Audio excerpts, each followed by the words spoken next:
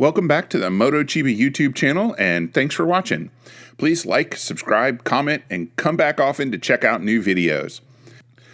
I took advantage of the Indian Motorcycles demo truck visiting my nearest dealership, Indian of Fredericksburg in scenic Virginia, to ride 6 of their motorcycles, 3 on Friday and 3 on Saturday. I rode the Challenger Dark Horse, Scout Bobber 20, Chieftain Limited with the mid-rise handlebar, the Challenger Limited, Scout Bobber, and Chieftain Limited with the normal handlebar. Out of all of them, I think the Bobber 20 was the only one that had any performance modifications done to it. The rest of the bikes were stock. In this video, I'm going to talk about the Scout Bobbers that I rode, and here I'm riding the blue Bobber that's got an icon paint job. They call it, what do they call it? Deep Water Metallic. And apparently anything with the icon name on it is a limited availability color. As far as I know, the bike isn't special other than the color. And that's a little bit different than the Bobber 20 that I rode the day before. Now, a bone stock Thunder Black Scout Bobber without ABS costs $11,000. Adding in the anti-lock brakes ups the price by $900.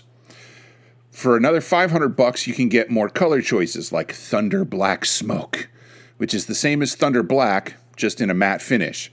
You can get Bronze or White Smoke, again in matte finish, or Deepwater Metallic, which is a nice, shiny, dark blue color. The icon colors are Radar Blue, like the one I rode in the video, plus Ruby Smoke and Deep Brass Smoke, which are matte finishes. Anytime, I guess, you see the word smoke in a color name from Indian, that means it's one of those matte finishes. The icon colors add another $500 to the cost, so an icon Scout Bobber will cost you $12,900 instead of the base model's $11,000. Now, I personally don't like matte finishes on motorcycles. I don't like them on guitars. I think that things like motorcycles and guitars should be shiny and glossy. That's just a personal opinion, and so when at all possible, I don't buy them, and that's just the way it is. Now, a base model regular Scout costs $11,500, which is a little bit less than a Scout Bobber. The differences between the Scout and the Scout Bobber are cosmetic. The Scout has a longer rear fender, a seat that could possibly handle a passenger, and taller handlebars. The Scout Bobber also has bar end mirrors and a plastic cover on the headlight nacelle for a sportier look. To me, it looks like it might be the same headlight cover as is on the FTR, and I know what that one looks like because that's normally what I ride. Now, the Scout and Scout Bobber models share 2 engines. Both are liquid-cooled 60-degree V-twins. Incidentally, that's the same spec as the Challenger engine, 60-degree V-twin, liquid-cooled. Anyway, the Scout's original engine from when they first introduced the bike is 69 cubic inches, which is about 1,130 cubic centimeters. A few years ago, Indian came out with a slightly smaller engine, which they call the Scout 60. It has a 61 cubic inch engine, which is about 1,000 cc's, and the bikes made with that engine carry that designation, either Scout or Scout 60, depending on which engine they have. Now, the 69 CI engine puts out about 100 horsepower, or so Indian says, at the crank. It sure feels like it, so I don't doubt them in this case. They also claim 72 foot-pounds of torque at 6,000 RPM. The Bobbers have a traditional cable-operated wet clutch and a really standard 6-speed transmission. Nothing really special about it. As a matter of fact, under normal operation, you don't even notice the transmission, which is a really good thing. Now, I only rode Scouts with the larger of the 2 engines. I rode a Bobber 20 on Friday and a regular Bobber on Saturday. You can tell the 2 engines apart visually when you look at the bike because the 69 CI engine has chrome valve covers, and the 61 CI engine, the Scout 60 engine, has black valve covers.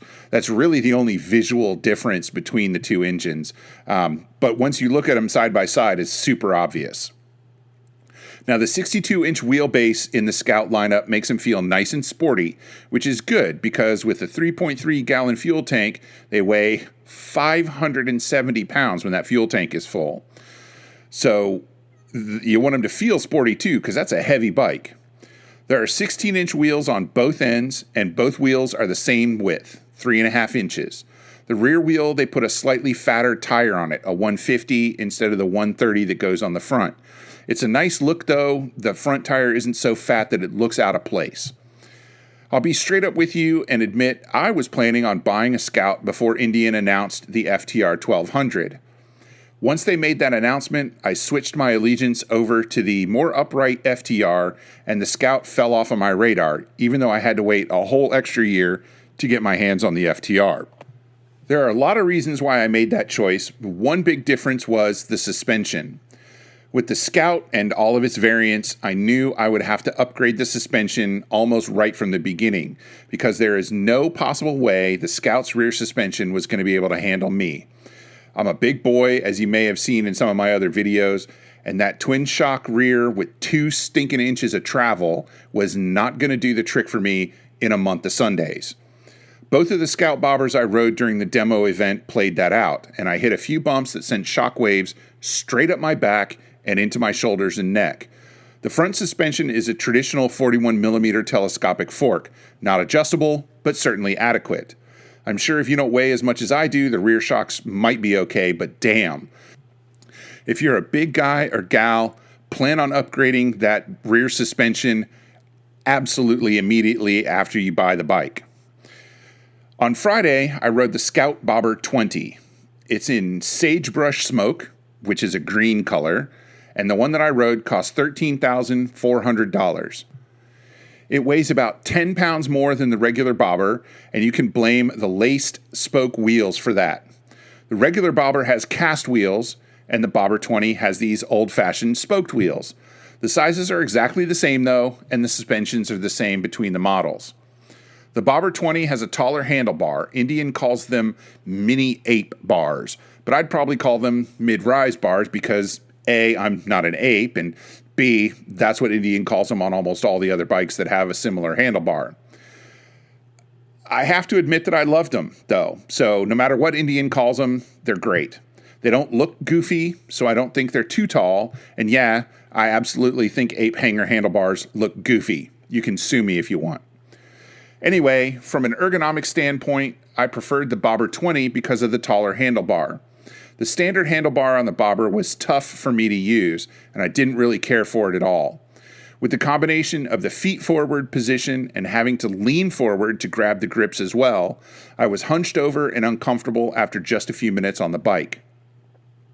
10 minutes into the ride, my upper back was aching and my right hand went numb, which I admit happens to me sometimes on just about any bike after an hour or two of riding.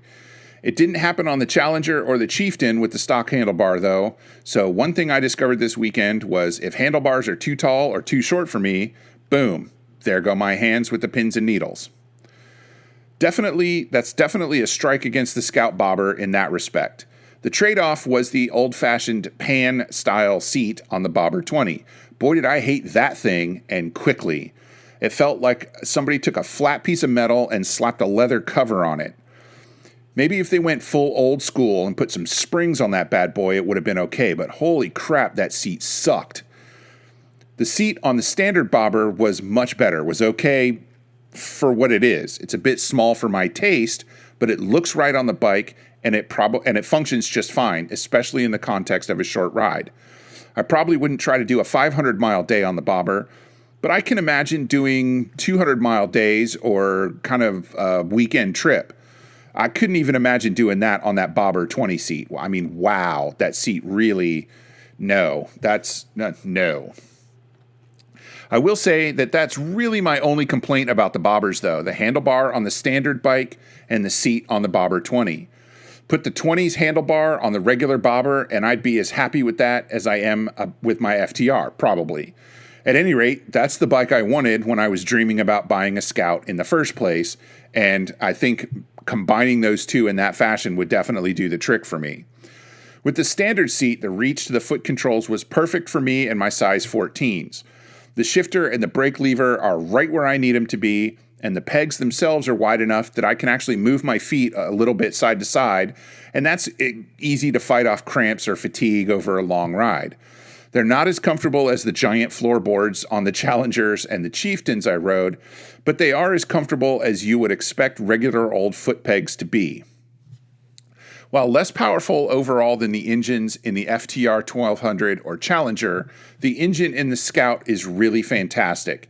There's a lot of torque in first and second gear, and when you rev it up above 5,000 RPM, the thing really comes alive. Probably doesn't do great things for fuel efficiency, and I imagine, like with my FTR, most riders with a fun right wrist will get about 100 or 120 miles out of that tiny little gas tank. The Bobber 20 I rode has their 2-into-1 exhaust rather than the standard 2-into-2 setup.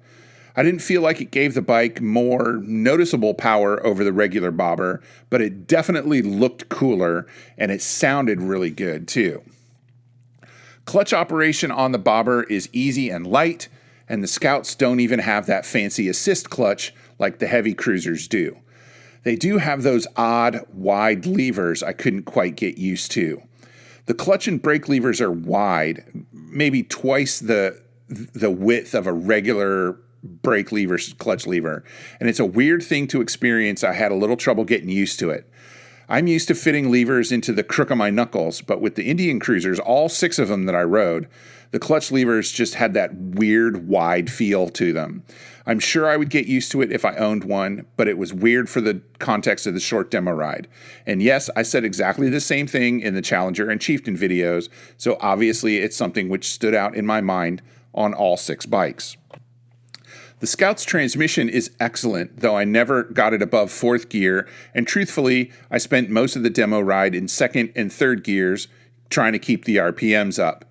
I wanted to see if there was a lot of vibration through the handlebars. Spoiler alert, there isn't. It's about what you would typically expect, which for a liquid-cooled engine honestly really isn't that much. Even though the ergonomics of the flatter handlebar gave me a hard time and made my right hand go numb, I didn't experience any vibration-related problems in my hands or feet other than that one little specific thing. And certainly with the taller handlebar on the Bobber, no trouble at all. Now, looking back a year ago to when I got my FTR 1200, I'm super glad I got that bike, and I'm not the least bit disappointed that I didn't get a Scout. I greatly enjoyed riding the Scout Bobbers and have also enjoyed test riding Scouts at other times in the past. I think a Scout or a Scout Bobber would be a great bike, and it's hard to beat the prices on them. The Scout 60s are even less. You can get one of those for as little as $9,000, and that would be a great first motorcycle for somebody new to the sport, or even a great second bike for somebody who wants something else in the driveway or garage to use for banging around town. I'm going to resist the urge to compare the Scout Bobber to the Challenger or Chieftain because they really are completely different bikes. They each have their own appeal and sets of pros and cons. I would be happy on a Bobber as long as I swapped in the taller seat and didn't have that horrible, old-fashioned pan-style seat. I think that's about going to do it for the Indian Bobber demo ride video. Thanks for watching. Please like, subscribe, and comment. I'll do my best to answer any questions that you might come up with. Do me a favor and check out my podcast. It's called Chasing the Horizon, and it's all about the motorcycle industry and the people who create the things we ride and use. You can find it at chasingthehorizon.us. In the meantime, I'll see you out there somewhere on the road. Or off it. Ride safe.